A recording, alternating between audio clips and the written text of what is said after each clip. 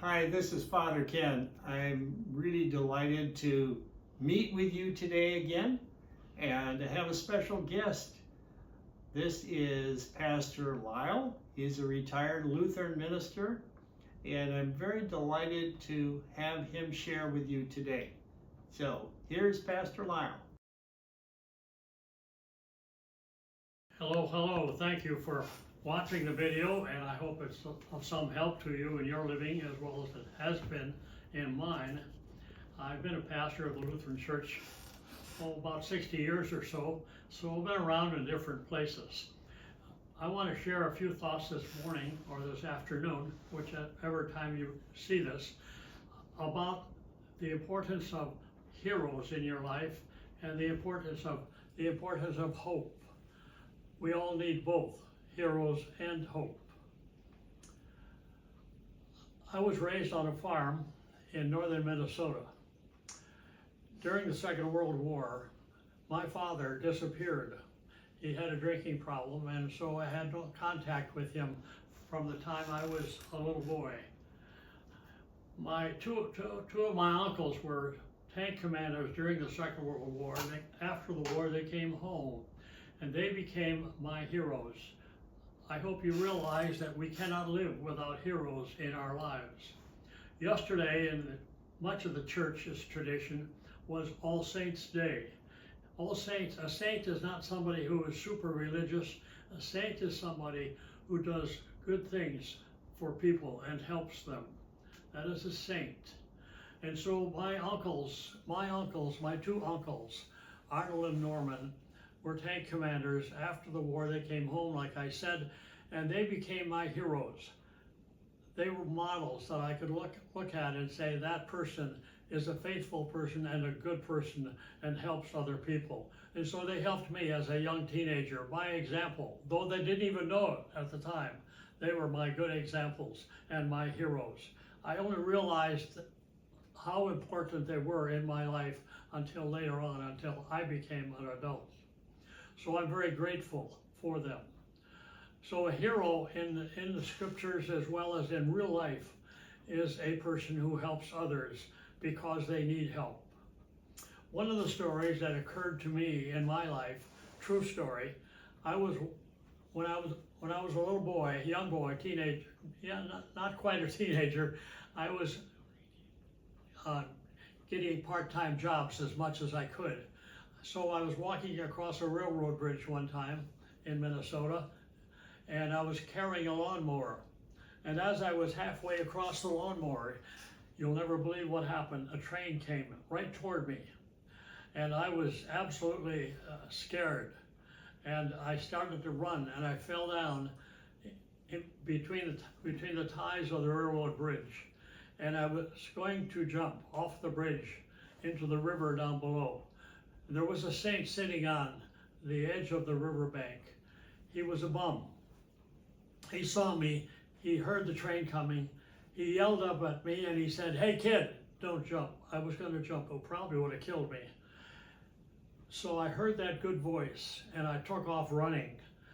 And I ran and I ran and I ran and I fell between the ties, but I made it almost to the end of the bridge, enough that I could fall off. That man, who was a bum, was also a hero for me. So you never know where a hero comes from and when they can help you. There's a story in the Old Testament about a man named Joseph. He and his brothers were sons of Jacob. And the brothers were very jealous of their younger brother, Joseph, because his father favored him. And so the father sent them down to Egypt to get some grain during a time of famine. And so they went to Egypt, and unbeknownst to them, their brother Joseph they sold the brother Joseph into slavery, and they thought he was dead. They went back and told his father that he was killed. And so the father was grieving greatly. But Joseph then was a very industrious and good man. He was a hero in many ways. He became a person then who was special to the Pharaoh, the king of Egypt.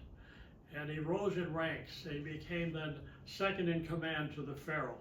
Meanwhile, his brothers came down from from Israel, Assyria, from Israel, to get some grain.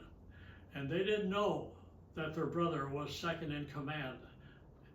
They thought he had died. And so, but Joseph recognized his brothers. And so he wondered, should he identify himself to them?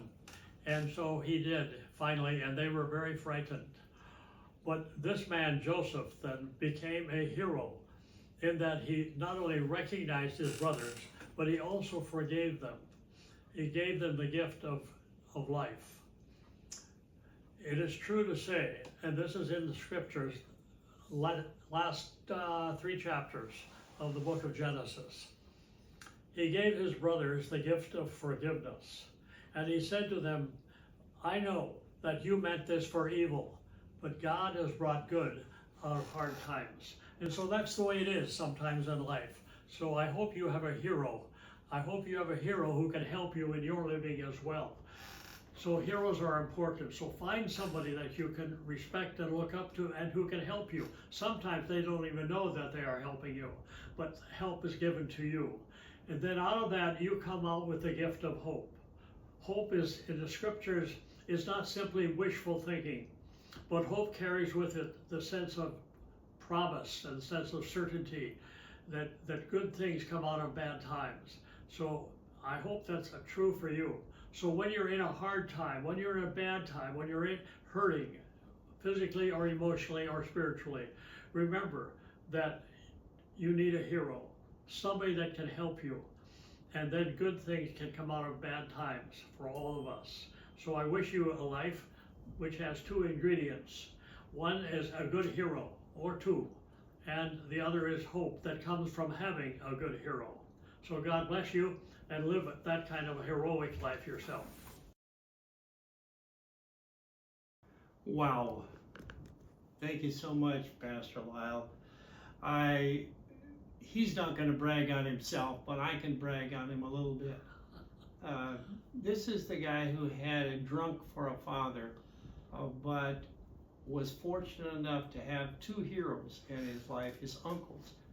You know that Pastor Lyle eventually became a bishop, and later on, when he left that job, he became a pastor again. He has given himself to Christ and the church for years and years. So thank you so much.